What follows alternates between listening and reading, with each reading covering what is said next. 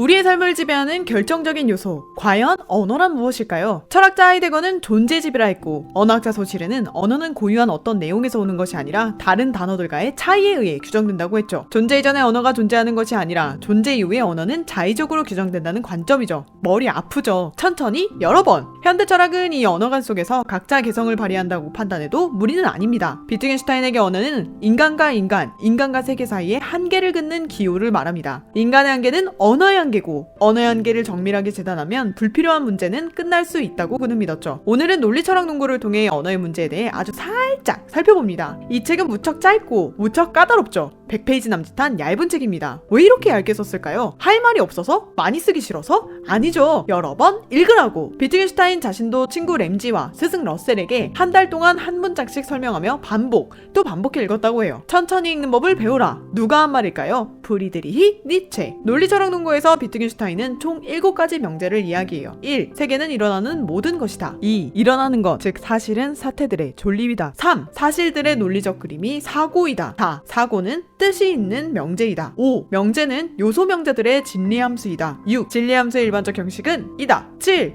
말할 수 없는 것에 관해서는 침묵해야 한다. 우리가 알고 있는 언어가 아니라 수수께끼 기호 같으시죠? 여기서 마지막 7번만 톱어보면 핵심을 놓치지 않을 수 있습니다. 비트겐슈타인은 논리철학 농구 머릿말에 이렇게 씁니다. 이 책의 전체적인 뜻은 대략 다음의 말로 요약될 수 있을 것이다. 도대체 말해줄 수 있는 것은 명료하게 말해줄 수 있다. 그리고 이야기할 수 없는 것에 관해서는 우리들은 침묵해야 한다. 말할 수 있는 것에는 최선으로 말하고, 말할 수 없는 것에 관해서는 입을 다물라는 명령. 모르면 입 닫아! 그렇다면 말할 수 있는 것과 말할 수 없는 것은 어떻게 구분할 수 있을까요? 논리철학 농구는 발터 베냐민에게 강한 영향을 준 바이닝거가 인용한 오스트리아 작가 퀴른베르거의 문장으로 시작합니다. 그리고 우리들이 아는 모든 것, 단지 왕왕거리고 웅웅거리는 소리로 들리지 않는 모든 것은 새 낱말로 말해질 수 있다. 여기서 우리가 아는 것이 말할 수 있는 것입니다. 이것은 간단, 명료, 정확하게 말해줄 수 있습니다. 단, 말할 수 없는 것을 말하려고 하지만 않으면 말이죠. 말할 수 없는 것을 말할 수 있는 것으로 착각하는 순간 철학은 소음을 생산하는 무의미한 명제로 추락합니다. 말할 수 없는 것은 단지 보여질 수 있을 것입니다. 예컨대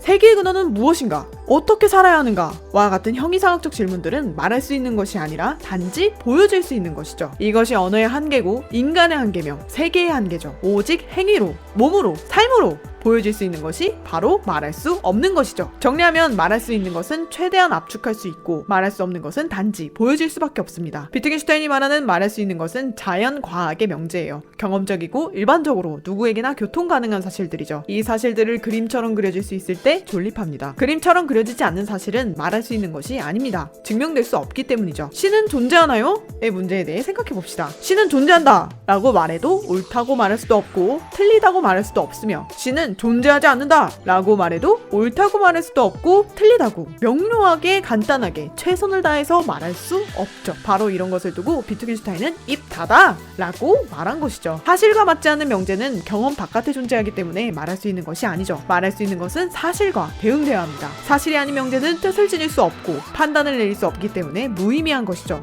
요컨대 명제는 사실을 그리는 그림일 때 존립할 수 있습니다. 소크라테스는 인간이다. 인간은 죽는다. 고로 소크라테스는 죽는다. 경험을 초월한 문제들인 명료하지 못한 수다와는 달리 이와 같은 명료한 판단이 들어간 명제는 최선을 다해 말할 수 있죠. 이런 언어만이 세계라는 사태를 지칭해줄 수 있는 것이죠. 사실과 대응되는 최소한의 명제를 요소 명제라고 하는데, 요소 명제는 마치 원자처럼 경험의 세계에 존재하는 체계들의 기초 단위예요. 이 요소 명제는 사실들을 구성하고 세계를 구축합니다. 사물들을 표현하는 것이 아니라 오직 사실들을 구현하죠. 왜? 인간의 세계는 언어로 이루어져 있기 때문이죠. 언어를 쓰는 이상 세계는 사실들의 연관입니다. 사물들의 총합이 아니라 오직 사실들만이 이 세계를 확정하죠. 사물들 자체로 언어를 통과하지 않고는 접근할 수 없기 때문에 인간은 언어라는 한계에 직면할 수밖에 없습니다. 사물을 사물 그 자체로 감각하는 것은 언어로 표현할 수 없으니까요. 그러나 사물 그 자체는 여전히 존재합니다. 말할 수 없는 것의 형식으로 말이죠. 이 말할 수 없는 것으로의 접근은 요소 명제로 그릴 수 없는 경지에서 실존해요. 따라서 인간은 질문을 멈출 수 없고 삶의 구원은 하나의 진리를 발견하는 데서 끝날 수 없죠.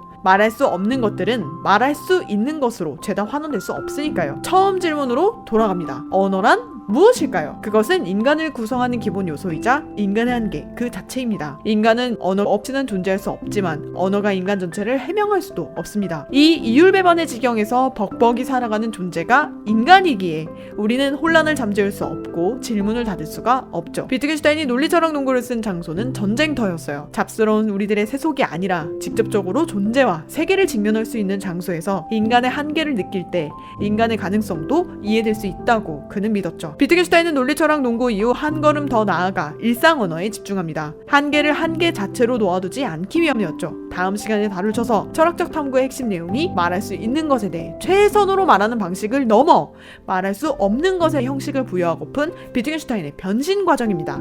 인간의 한계를 알면서도 세계와 존재 탐구를 멈추지 않으려는 열정의 세부 궁금하시죠? 다음에도 미리미리 반복 절대 결코 강요하진 않습니다. 다음 편에서 만나요. 안녕. Paper Renaissance